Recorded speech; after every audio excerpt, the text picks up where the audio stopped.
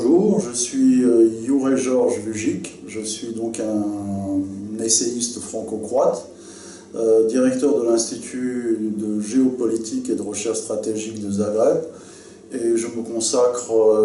entièrement à des travaux de recherche en matière de politologie, de sciences politiques, de géopolitique et aussi de sociologie des médias. À ce titre, je collabore à la revue Géostratégique et je suis membre du conseil scientifique de l'Académie géopolitique de Paris.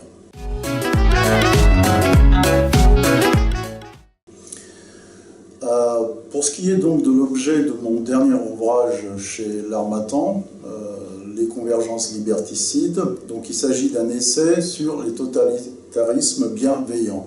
Alors l'objet de l'ouvrage était de questionner un peu, essayer de déchiffrer quelle était la singularité de notre époque. Notre époque étant placée sous le signe de la confusion et de la complexité, elle est à proprement parler, au sens étymologique du terme, une épochée, c'est-à-dire une interruption, un intervalle où se contractent diverses, je dirais, crises multidimensionnelles. Alors on a eu effectivement la crise sanitaire où a été articulée une forme d'état d'urgence sanitaire. On a eu une crise sécuritaire avec donc les fameuses lois d'exception concernant l'impératif donc de lutte contre le terrorisme. Et puis à la sortie donc de la période donc post-Covid, on peut identifier une certaine forme de convergence avec les nouvelles déclinaisons, je dirais, biopolitiques que constitue donc la fusion entre les technologies numériques et la biologie, ce qui est en fait articulé dans le livre de Klaus Schwab sur la 4e révolution numérique, et c'est la fameuse grande réinitialisation. Moi, je développe un regard, je dirais, critique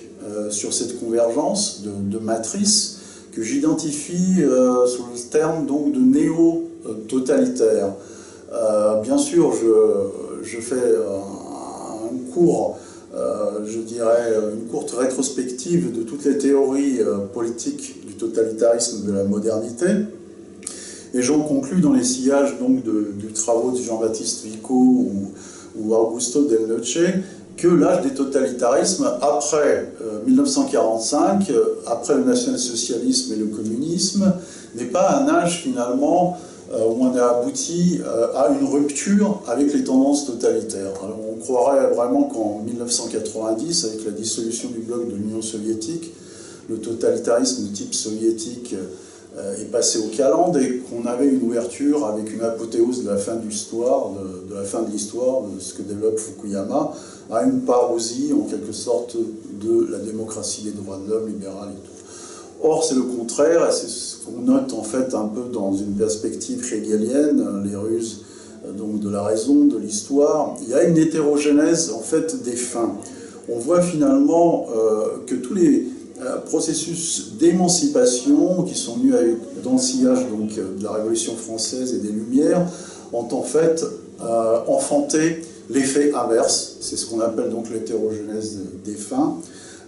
C'est-à-dire que l'ensemble donc du discours, du narratif d'émancipation, de liberté, s'est transformé peu à peu, a été instrumentalisé avec les grands totalitarismes de la modernité, avec la construction de l'homme nouveau, le narratif national-socialiste mythologique raciste, la promesse donc d'une cité, je dirais, harmonique, radieuse, sans classe, de type soviétique, qui s'est finie dans le stalinisme. Bref, j'essaye en fait de mettre en exergue que la démocratie libérale elle-même n'est pas d'exemple de toutes ces tendances totalitaires, dont une des formes actuelles est la forme, je dirais, qui prend les habits d'un discours biopolitique à la fois, dans une perspective foucaldienne et hygiéniste. C'est-à-dire qu'au nom de l'impératif du bien-être, de la santé, de la société d'abondance, du bien-être, il y a un bien qui est absolutisé, il y a un bien que moi je considère plus ou moins falsifié, puisqu'il s'agit d'un placebo, d'une forme de prophylaxie, auxquelles on doit se soumettre impérativement d'une manière passive ou active et finalement consentir un peu à ce que de la Boétie avait proclamé, à des formes de servitude indolore, à des formes de servitude volontaire. La méthode, je dirais, de gouvernance actuelle est la disruption. La disruption qui consiste en une innovation technologique permanente, une accélération de cette innovation, permet en fait d'aboutir à une forme d'ingénierie sociale, c'est-à-dire que plus on déstabilise avec une perpétuelle innovation et transformation de la technologie, plus on